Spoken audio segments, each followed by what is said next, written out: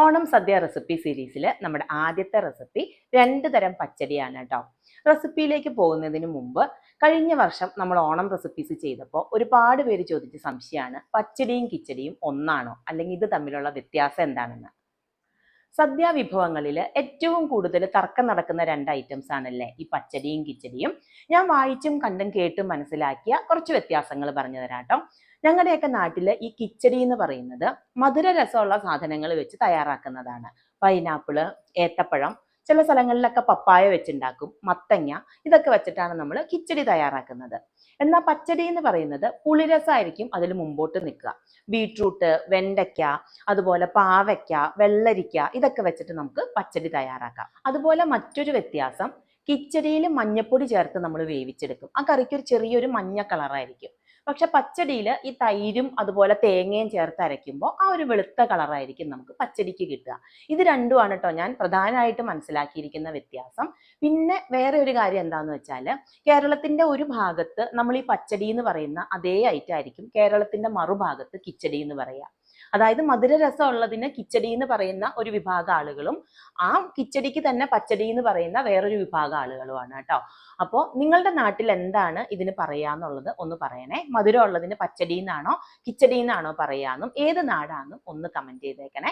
അപ്പൊ നമുക്ക് നേരെ റെസിപ്പീസിലേക്ക് പോയാലോ. ഓണസദ്യ ഒന്ന് കളറാവണമെങ്കിൽ ബീട്രൂട്ട് പച്ചടി തന്നെ വേണം അല്ലേ. അപ്പൊ ബീട്രൂട്ട് പച്ചടിയുടെ റെസിപ്പി ആയാലോ. ആദ്യം ഇതിനായിട്ട് ഈ വലുപ്പത്തിലുള്ള ഒരു ബീട്രൂട്ട് എടുത്തിട്ടുണ്ട്. 250 ഗ്രാമോളം വരുന്ന ഒരു ബീട്രൂട്ടാണ് കേട്ടോ.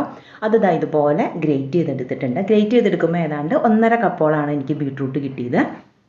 അതിലേക്ക് ഒരു 1/4 സ്പൂണിനടുത്ത് ഉപ്പും 1/2 ഗ്ലാസ് വെള്ളം കൂടി ഒഴിച്ച് നന്നായിട്ടൊന്ന് ഇളക്കി യോജിപ്പിച്ച ശേഷം നമുക്കിത് വേവിച്ചെടുക്കാം. ഇനി അത് വെന്ത് വരുന്ന സമയം കൊണ്ട് നമുക്കതിലേക്ക് ചേർക്കാൻ ഒരു അരപ്പ് തയ്യാറാക്കിയെടുക്കാം. 1/4 കപ്പ് തേങ്ങ ചിരകിയതെടുത്തിട്ടുണ്ട് കേട്ടോ. അതിലേക്ക് ഒരു 1/2 ഇഞ്ച് നീട്ടത്തിലുള്ള ഇഞ്ചിയും അതിൻ്റെ കൂടെ എരിവിനായിട്ട് പച്ചമുളക് ഒരു 3 എണ്ണമാണ് എടുത്തിരിക്കുന്നത്. അതിലേക്ക് ഒരു 1/2 ഗ്ലാസ്സിൽ താഴെ വെള്ളം കൂടെ ഒഴിച്ച് നല്ല പേസ്റ്റ് പോലെ തന്നെ അരച്ചെടുക്കാം. ആ സമയം കൊണ്ട് നമ്മുടെ ബീട്രൂട്ടൊക്കെ നമുക്ക് നന്നായിട്ട് വെന്ത് കിട്ടും. ഇനി കൂടുതൽ വെള്ളം ഉണ്ടെങ്കിൽ തീ കൂട്ടിയിട്ട് ഒന്നങ്ങ് വറ്റിച്ചെടുക്കണേ. ഇതിലേക്ക് ഇനി നമ്മൾ അരച്ചു വെച്ചിരിക്കുന്ന അരപ്പ് കൂടെ ചേർത്ത് നന്നായിട്ട് ഇളക്കി യോജിപ്പിച്ച ശേഷം ഒരു 2-3 മിനിറ്റ് നേരം മീഡിയം ഫ്ലെയിമിൽ വെച്ച് നന്നായിട്ടൊന്ന് കുക്ക് ചെയ്തെടുക്കണം.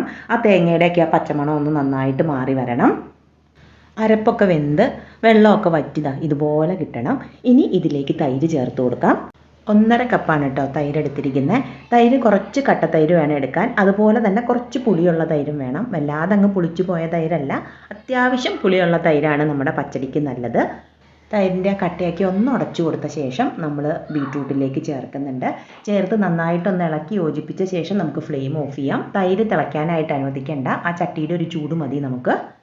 ഇനി ഇതിലേക്കൊന്ന് താളിച്ചൂടെ ചേർത്താൽ നമ്മുടെ പച്ചടി റെഡിയാണ്. താളിക്കാനായിട്ട് വെളിച്ചെണ്ണയിൽ കടുകും ഉണക്കമുളകും കറിവേപ്പിലയും ഇത് മാത്രമേ ചേർക്കുന്നുള്ളൂ കേട്ടോ. ഉള്ളി ഒന്നും മൂപ്പിച്ച് ചേർക്കുന്നില്ല. ഇത്രയും ചേർത്ത് നന്നായിട്ടൊന്നങ്ങ് ഇളക്കി യോജിപ്പിച്ചാൽ നമ്മുടെ ബീട്രൂട്ട് പച്ചടി റെഡിയാണ്. സിമ്പിളായിട്ട് തയ്യാറാക്കി എടുക്കാവുന്നതേ ഉള്ളൂ. അപ്പോൾ ഓണത്തിന് എല്ലാവരും ബീട്രൂട്ട് പച്ചടി ഇതുപോലെ ഒന്ന് തയ്യാറാക്കി നോക്കിയിട്ട് ഫീഡ്ബാക്ക് അറിയിക്കുക കേട്ടോ. അടുത്തത് നല്ലൊരു വെള്ളരിക്ക പച്ചടിയുടെ റെസിപ്പിയാണേ. അപ്പോൾ അതിനായിട്ട് ഒരു ചെറിയ വെള്ളരിയാണ് ഞാൻ എടുത്തിരിക്കുന്നത്. ഏതാണ്ട് ഒരു 400 ഗ്രാമിൻ്റെ അടുത്തുണ്ടായിരുന്നു.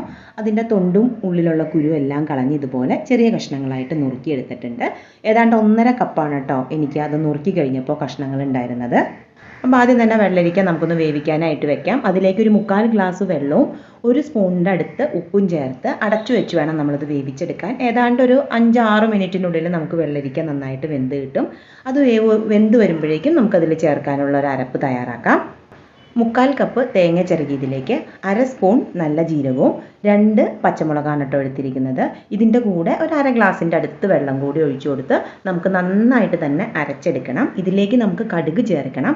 അതാദ്യം തന്നെ ചേർക്കില്ല. ഇത് നന്നായിട്ട് നല്ല പേസ്റ്റ് പോലെ അരച്ചെടുത്തതിന് ശേഷം വേണം നമ്മൾ കടുക് ചേർത്ത് കൊടുക്കാൻ. കടുക് വല്ലാതെ അങ്ങ് അരഞ്ഞു പോകരുത്, ഒന്ന് ചതച്ചെടുത്താൽ മതി. അതുകൊണ്ടാണ് നമ്മൾ രണ്ടാമത് ഇതിലേക്ക് ചേർത്ത് കൊടുക്കുന്നത്. ഒരു 1/2 സ്പൂണിനടുത്ത് കടുകും കൂടെ ചേർത്ത് ഒരു 2-3 പൾസ് ചെയ്തങ്ങ് എടുത്താൽ മതി. അപ്പം നമുക്ക് ആ കടുക് നന്നായിട്ട് അങ്ങ് ഉടഞ്ഞു കിട്ടും. ഇതുപോലെ ഇതിനകത്ത് കടുക് നമുക്ക് കാണാൻ പറ്റണം. വല്ലാതെ അരഞ്ഞു പോവാതിരിക്കാനായിട്ട് ശ്രദ്ധിക്കുക. അരഞ്ഞു കഴിഞ്ഞാൽ ചെറിയൊരു കയ്പ്പ് രുചി വരും.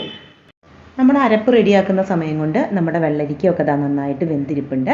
ഇതിലേക്ക് നമ്മൾ അരച്ചു വെച്ച അരപ്പ് ചേർത്ത് നന്നായിട്ടൊന്ന് ഇളക്കി യോജിപ്പിച്ച് ഒരു 3 മിനിറ്റ് നേരത്തോളം ഒരു മീഡിയം ഫ്ലെയിമിൽ വെച്ച് നന്നായിട്ട് നമ്മുടെ അരപ്പൊന്ന് തിളപ്പിച്ചെടുക്കണം.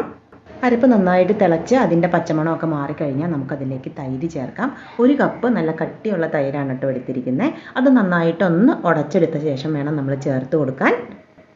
തൈര് ചേർത്തിട്ട് പിന്നെ വെട്ടി തിളയ്ക്കാനായിട്ട് നിൽക്കണ്ട. അങ്ങ് ചെറിയ തിള വന്ന് തുടങ്ങിയാൽ നമുക്ക് ഫ്ലെയിം ഓഫ് ചെയ്യാം.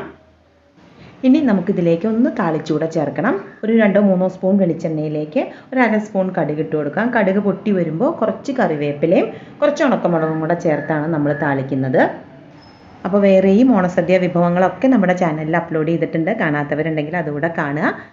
അതുപോലെ തന്നെ വെള്ളരിക്ക പച്ചടി ഇതുപോലെ തന്നെ ഒന്ന് ഉണ്ടാക്കി നോക്കുക. ഫീഡ്ബാക്ക് അറിയിക്കുക. പുതിയൊരു വെറൈറ്റി റെസിപ്പി ആയിട്ട് നമുക്ക് വീണ്ടും കാണാം. താങ്ക്